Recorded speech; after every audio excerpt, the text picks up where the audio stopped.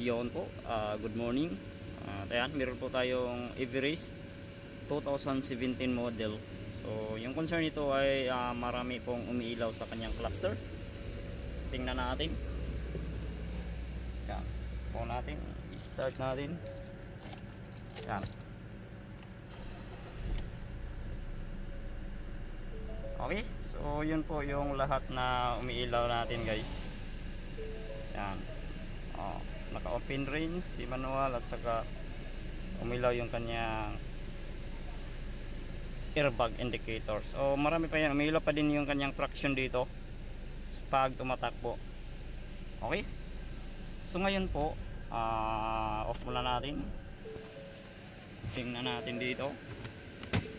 So yan, ito yung papalitan natin, guys. Ito yung kanyang BCM.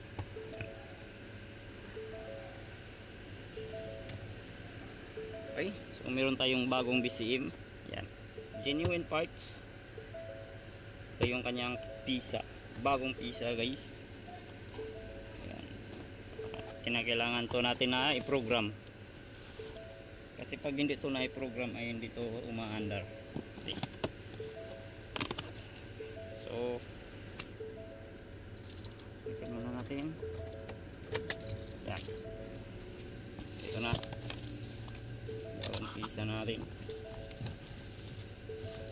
Okay, so meron siyang ano dito nakalagay. Tira, tingnan natin.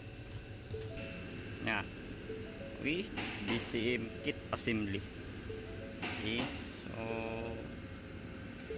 may nakalagay dito na scrap if drop. Okay, so hindi talaga siya pwede na ilaglag, so dahan-dahan lang. Okay, so ito yung bago natin. So meron na kasamang fuse and lahat kompleto na. So program na lang yung kulang ito. Okay, so stay tuned muna and kabit ko muna dito. Okay, yung ayan po. So ito na yung sinabi ko kanina na umilaw yung kanyang traction and ABS, hill start. So dito din ayaw gumana yung kanyang lock and lock. Ayan, minsan intermittent Okay, tara, ikabit ko muna yung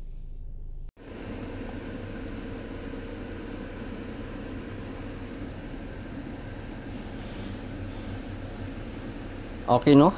So basin ay mangutana nga nganong nag-ilis ko og BCM. Nakadesisyon na ko aning ilisan jud na ko ang BCM kay nasay code nga B1635, B134, U02101, B11E2, B129C, B129D, B13F3, B13F4.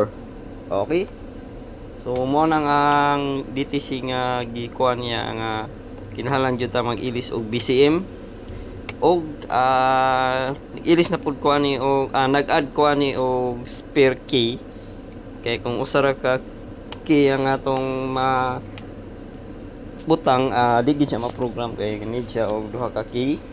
So kaning okay, no? So humana kog program ani sa iyang BCM. So na-solve na nato ang BCM side. So nagyatagan pa ta og laing nga problema kay naay ani gawas nga lain. So TCM side, so wala na siya ay check engine, pero kung padaganon po siya mo shift shock, mugawas na yung tong open range. And guys, so yung pin number 1 yung hahanapin natin dito. Ito yung kanyang sensor turbine transmission, shaft speeds sensor, papunta siya dito. So pin number 1 yung hahanapin natin dito. Ito yung number 1, guys. Ito yung number 1. Ayan, meron namang number dito. Yan, tingnan natin kung meron siyang voltahe dito. Okay? Pero wala, repair the circuit. Yan, so ibig sabihin repair the circuit, hanapin natin yung wire. Mayroong putol, wala. Okay, so nakakonekta siya doon sa kanyang transmission. Sa loob ng kanyang transmission nandoon yung kanyang lead frame at saka yung kanyang valve body. So lahat yung mga sensor nandoon sa loob. Okay, so wala po siyang nakakabit dito ng mga sensor dito. Yan, wala yan. So nandoon sa lahat yung mga sensor yan. Valve body, solenoids. Okay, proceed muna ako dito. Kunan natin ang voltage, yung number 1. Hanapin natin yung ground dito. Pag wala tayong mahanap na ground, hanap tayo ng iba ng ground para ma-check natin kung meron ba siyang voltage output. Okay, no? So nakakonect na yung pin number 1 doon sa kanyang number 1, yung kanyang positive. So ang purpose natin dito ay kunan natin ng meron ba siyang 12 volts o supply galing sa PCM. So wala tayong nahanap dito na ground dito. Dito body ground lang tayo. Yan. Body ground. Tapos yan. Tingnan natin kung meron bang lumalabas. 12 volts. On! On! Naka-on na ignition? Off! Okay. Meron siyang 4.84 volts. On balik! On! Oh! Off! Okay? So ibig sabihin wala tayong problema dito sa kanyang okay na. Wala tayong problema dito sa kanyang wiring. So meron siyang 4.84 volts. So ayan. So confirm natin na doon wala tayong open circuit dito sa kanyang harness. Okay? So proceed muna tayo. So meron tayong pin number 11 at saka 12. Kunan din natin to ng voltage kung meron siya or wala. So ito yon, meron tayong tester. Okay, so kunan natin yung 12 at saka 11. Okay, so ito na 12 at saka 11. Okay, ignition on.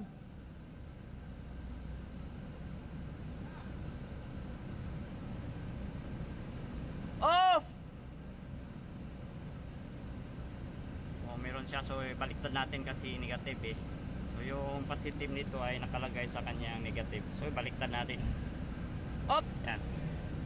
On balik! On! Off!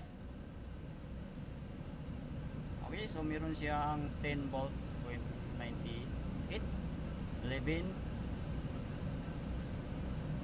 So ibig sabihin meron siyang voltage. Okay?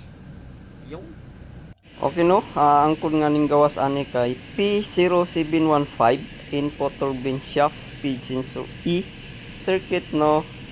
Ayan, subtype. Okay, so nakadesisyon ko ani nga ilisan ako ang iyahang lead frame, strip of foam, filter o iyahang ETF. So bago nato yung ETF, so mao ni siya. Pull out nato niya, ilisan nato ni siya og lead frame. Mao ni ang natanggal na nato na lead frame. Okay, no? So gi-check na po nako ang iyang resistance sa iyang mga safe solenoid. So okay naman, pasar naman niya.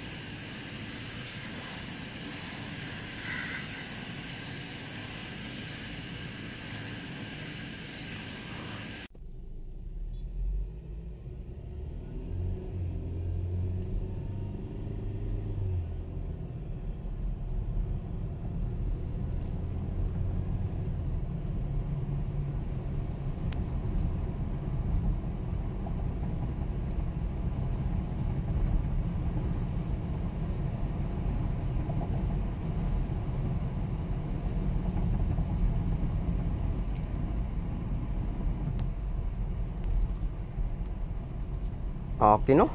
So all goods ta. Wala na i-check engine. So ay wala na po siya shift shock. Okay. So ari ra ko taman. Daghang salamat sa pagtanaw. Always drive safe. Yo, bye-bye.